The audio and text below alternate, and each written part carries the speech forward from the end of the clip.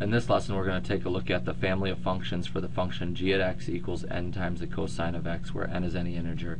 And I think the easiest way to start off looking at this is looking at it in terms of what this looks like in terms of values that we input for x and n. So let's start off with just kind of a simple table to explore some of this with some exact values that we can work with. First, what I'm going to start off with, I'm going to choose exact values that work out really nice, and those are the values for x, which happen to be 0, pi over 4, pi over 2, 3 pi over 4, and pi. And the reason I chose those values is because those are exact values on the unit circle that we can get and we can look at a little bit easier. And when we look at this function, I'm going to look at first the example where n is equal to 1. So we just have cosine of x. So we can take a look at what each of those values is equal to. So this one's actually pretty simple to do. When we do the cosine of 0, this is simply going to be 1. And remember, if you're using your calculator to verify these, you're going to want to make sure you're using radians, not degrees. When we look at the cosine of pi over 4, this is going to be the square root of 2 over 2. The square root of pi over 2, remember this is 90 degrees. This is 0. 3 pi over 4, remember this is in that second quadrant, so this is going to be negative square root of 2 over 2, and then cosine of pi is going to be negative 1, so 180 degrees. So if we look at the unit circle in terms of degrees, this is just 0, 45, 90, 135, and then 108. So that's what the original function looks like when n equals 1. Well, what happens when we have n equals something else, like n equals 2? Let's take a look at what this does to the function. So we have 2 times the cosine of x. Since we already have our values over here, we're just going to substitute those in for the respective cosine of x. So we're going to have 2 times 1, which is going to give us 2. We have 2 times the square root of 2 over 2, which is just going to give us the square root of 2. Notice that value changes slightly. The next one is going to be 2 times 0, which is going to give us 0. Now this is something we want to pay attention to right here, is the fact that that goes back to 0. And we'll look at that when we look at the graph of this. Alright, the next one is 2 times the negative square root of 2 over 2, which is equal to negative square root of 2. And then the next one is 2 times negative 1. When we go 2 times negative 1, that's going to equal negative 2.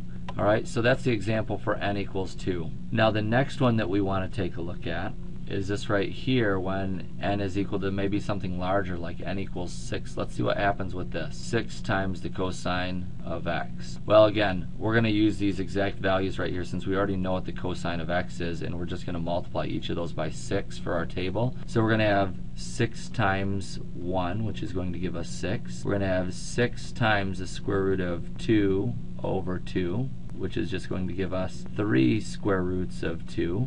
The next one is going to be 6 times 0, which is going to give us 0. And then we have 6 times the negative square root of 2 over 2, which is going to give us negative 3 square roots of 2. And then the last one will be 6 times negative 1, which is going to give us negative 6. Now when we go through, you can probably guess that every time we have a pi over 2, we're going to end up with 0.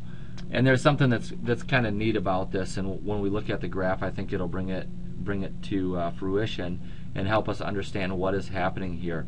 Now, just real quickly, I want you to notice that we started off with the original, what we'd call the parent function of cosine of x, and each time we multiplied it by a number, that value increased. And when we look at these increases, these are the g at x value, or the y values, the vertical values. So that happens for each one of these. We go from square root of 2 over 2 to square root of 2 to 3 square roots of 2, and then this one happens to stay the same. And there's a reason that happens.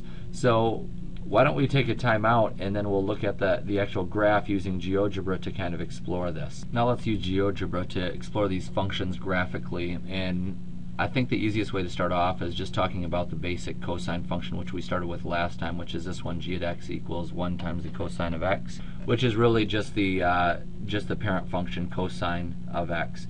And this particular function right here, you'll notice that this graph starts off with a vertical value of 1 and then repeats itself again when it gets over to this point right over here, which is just past 6, and that happens at 2 pi actually. So just a little over 6. And that is called our period of our function. That's when it begins to repeat itself. The other characteristic of this function is it has this repeating height where it seems to fluctuate between its maximum right here to the minimum, back up to that maximum, and does that over and over again. That's called our amplitude of our function right there. And that amplitude is kind of affected by these numbers that are multiplied in front of it. So let's start looking at our example and see what this really does to the function. So we look at this one right here, and it's 2 times the cosine of x, and you can see that the function is essentially the same in terms of the shape and where it repeats, but you'll notice that the height changes on it. And so our period stays the same when we multiply one of those parent functions by a number, but the thing that doesn't change is the period of it. We still end up repeating itself at 2 pi right there, which is our period of this function. And then our amplitude changes from, instead of 1 to -1, 2 to -2. Now the other function that we looked at where we can see this and see if this actually holds true is when we looked at the table for the function for 6 times the cosine of x, which is this function right here in orange.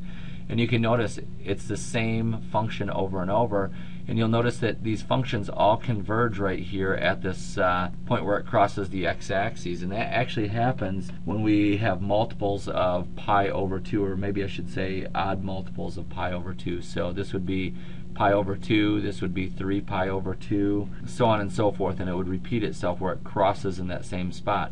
The same is true where it reaches its maximum. This is going to be at pi, right, actually at 0, and then it reaches its minimum at pi, and then it reaches its maximum again at 2 pi. So that's where it continues to repeat itself over and over and over again. And we can see that this is true for 3 times cosine of x, 4 times the cosine of x, and then 5 times the cosine of x. It just keeps repeating itself over and over. The thing that changes each time is the amplitude. Now, somebody asked me earlier, why doesn't this change or have some sort of phase shift either to the left or right or horizontally and vertically? So we can actually explore that in here, and I'm going to turn off all these other functions, and we'll take a look at what happens when we add values to it or do other things. So I have this function f at x right here, and I say 3 plus 1 times the cosine of x. So let's see what happens when we just add 3 to this. Well, this one takes that same function and it shifts it up 1. So it's doing a vertical shift right here. And the reason that happens is, if you remember back to that table, we had the cosine of 0, for example, which is equal to 1. And we'd have 3 plus 1, so that would shift that value, which is right here, up to 4. And it would shift every one of these corresponding values up 3 units. And so that's what that does with each one of these, is it causes that vertical shift. Now let's see what happens if we do something like this, where we add a number inside the parentheses to that. So we have now the cosine of x plus 3. Well, you notice with this one, this is this yellow function right here. It kind of shifts it over some dimension over here, and I probably should have used some exact value like pi or pi over 2 or something like that where you could see it a little bit better. But this one actually causes a horizontal shift. It keeps the same amplitude and everything, but it shifts it to the left and to the right. So those are some of the things that happen when we adjust the family of functions by doing these other operations right there. So hopefully this helps you understand those shifts in functions and how a multiple affects it, or how adding something to it affects it, or adding something inside the parentheses of the cosine affects it, and gives you a good perspective on how to do that. Now when you explore family of functions in the future, I'd recommend taking a look at the table and looking at what's happening to the numbers, and then go to it graphically and see if that makes sense and see what those really mean.